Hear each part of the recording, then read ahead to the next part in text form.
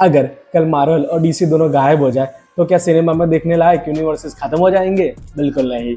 सच तो यह है कि कुछ यूनिवर्सेस ऐसे हैं जो पॉपुलैरिटी में एमसीयू और डीसीयू से छोटे जरूर हैं, लेकिन स्टोरी टेलिंग के मामले में उनके टक्कर देना मुश्किल है। कुछ आपको टाइम ट्रैवल के ऐसे मजे में फंसा देंगे जहां से बाहर निकलना मुश्किल होगा।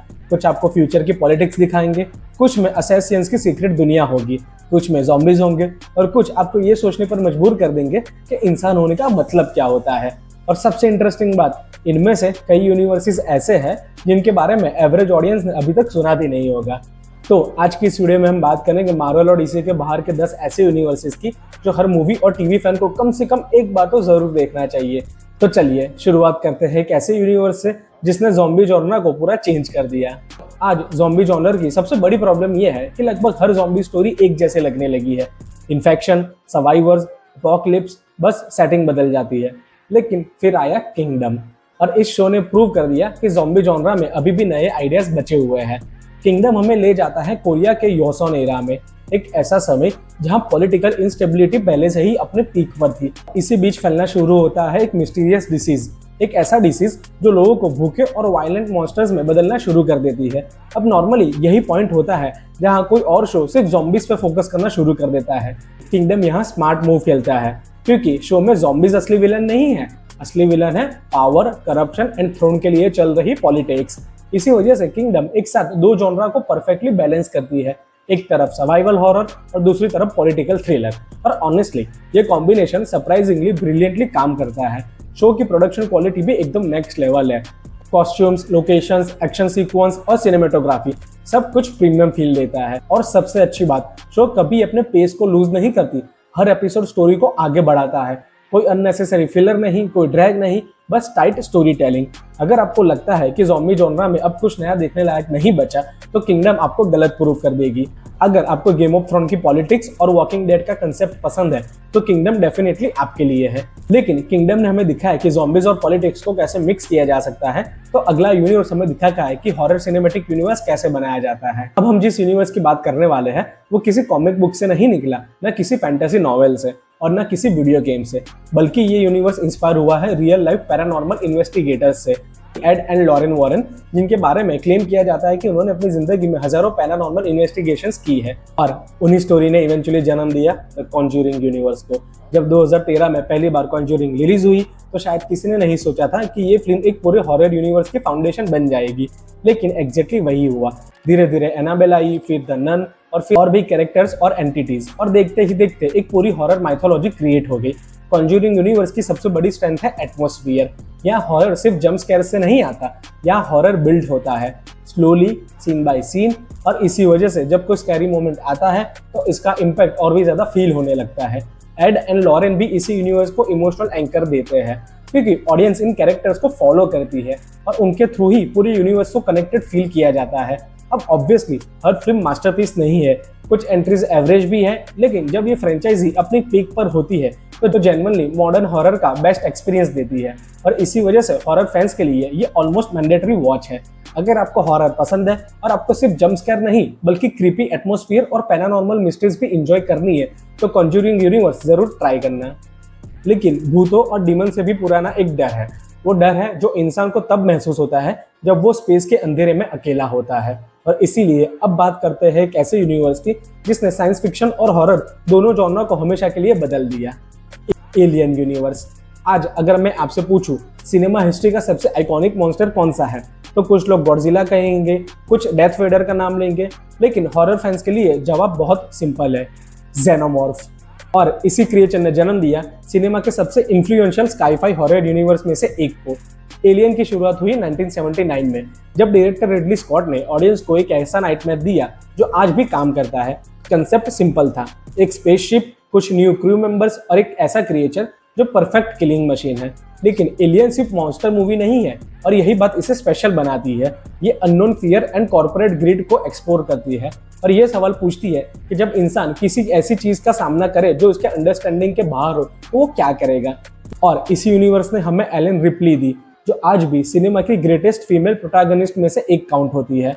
फिर आया एलियन का नेक्स्ट पार्ट जिसने हॉरर और एक्शन को साथ में कंबाइन कर दिया, और फिर प्रोमेथियस और कॉन्वेनेंट ने यूनिवर्स के लोर को और भी डेप्थ में ले जाने की कोशिश करी। हाँ, फ्रेंचाइजी में कुछ वीक एंट्रीज भी है, लेकिन ओवरऑल इम्पैक्ट इतना बड़ा है कि आज भी स्काई-फाई हॉरर उसके इन्फ्लुएंस से बाहर निकल नहीं पाया। ऑनेस्टली, अगर आपने एलियन नहीं देखा तो आप सिनेमा हिस्ट्री का एक बहुत इंपॉर्टेंट चैप्टर मिस कर रहे हो। अगर आपको हॉरर और साइंस फिक्शन दोनों पसंद है तो एलियन यूनिवर्स आपके लिए परफेक्ट है। अगर एलियन ने फ्यूचर को हॉरर के थ्रू देखा था तो ब्लेड रनर ने फ्यूचर को फिलोसॉफी के थ्रू देखा था।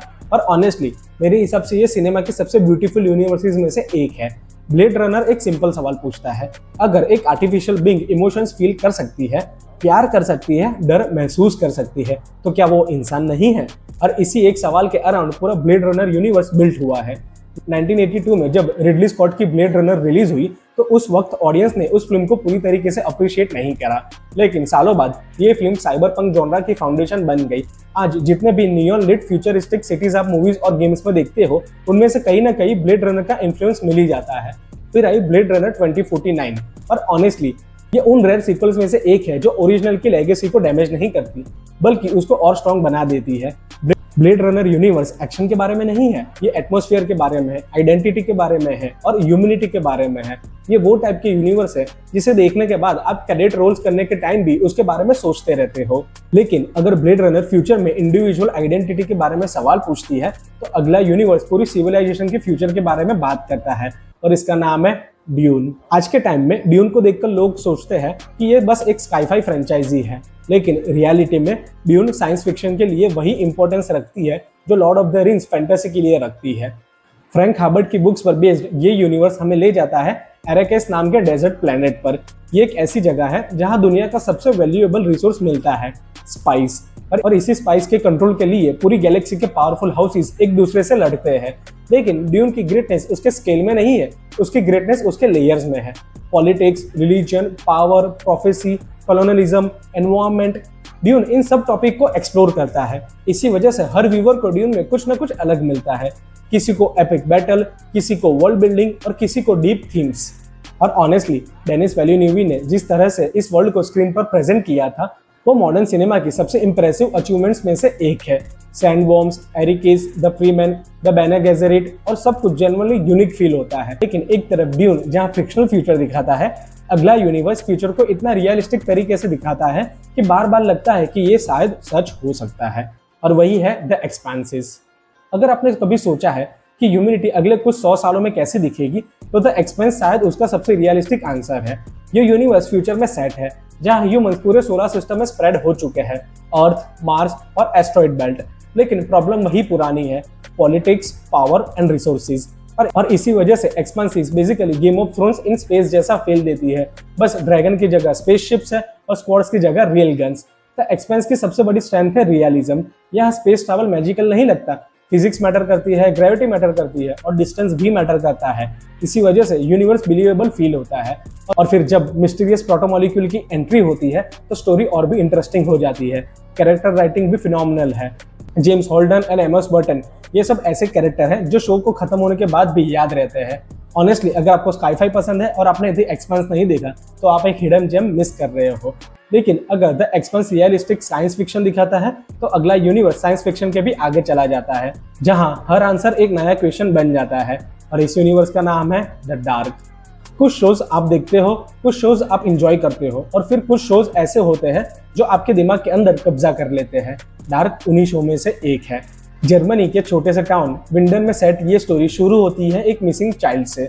और पहले कुछ एपिसोड तक लगता है कि एक मिस्ट्री थ्रिलर है, लेकिन धीरे धीरे स्टोरी और भी आगे बढ़ जाती है।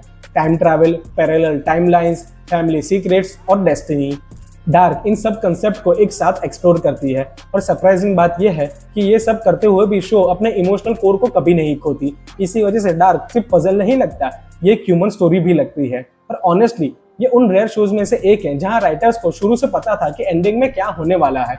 इसी वजह से पूरी story incredibly well planned feel होती है। हर क्लू, हर डायलॉग, हर रिवील किसी न किसी चीज से कनेक्टेड होता है। और जब फाइनल सीजन खत्म होता है तो आपको रियलाइज होता है कि राइटर्स ने कितना केयरफुली सब कुछ सेटअप किया था।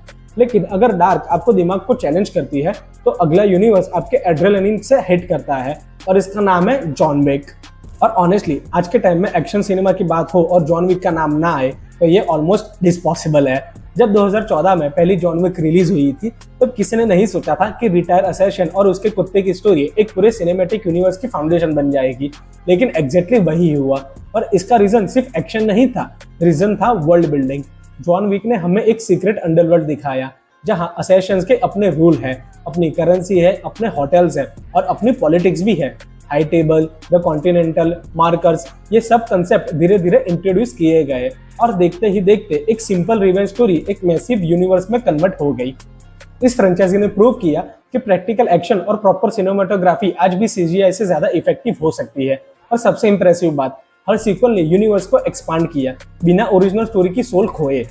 अगर आप एक्शन फैन हो तो जॉन विक मैंडेटरी वॉच है, लेकिन अगर जॉन विक एक इंसान की सर्वाइवल स्टोरी है तो अगला यूनिवर्स पूरी सिविलाइजेशन की सर्वाइवल स्टोरी है, और उसका नाम है प्लेनेट ऑफ द एप्स। कुछ फ्रेंचाइजीज एक्शन से याद रखी जाती है, कुछ विजुअल्स से और कुछ कैरेक्टर्स से। प्लेनेट ऑफ द एप्स लोगों को सीजर की वजह से याद रहती है, और ऑनेस्टली उसका रीजन भी है। Rise of the planet of the apes, dawn of the planet of the apes and war of the planet of the apes. ये ट्रायोलॉजी सिर्फ साइंस फिक्शन नहीं है, ये लीडरशिप की स्टोरी है, फैमिली की स्टोरी है और आइडेंटिटी की स्टोरी है। सीजर का कैरेक्टर आर्क मॉडर्न सिनेमा के बेस्ट कैरेक्टर आर्क में काउंट किया जाता है, क्योंकि हम लिटरली उसे ग्रो होते हुए देखते हैं, एक इंटेलिजेंट एप से एक लीडर तक और फिर एक लेजेंड तक, और इसी वजह से ऑडियंस इमोशनली इन्वेस्ट हो जाती है। सीजीआई भी आज तक आउटस्टैंडिंग लगता है। एंडी सर्किस ने सीजर के रोल में जो परफॉर्मेंस दी वो मोशन कैप्चर एक्टिंग का बेंचमार्क बन जाती है। सबसे इंप्रेसिव बात, ये फिल्म सिर्फ स्पेक्टिकल नहीं बनती, ये डिफिकल्ट क्वेश्चन भी पूछती है।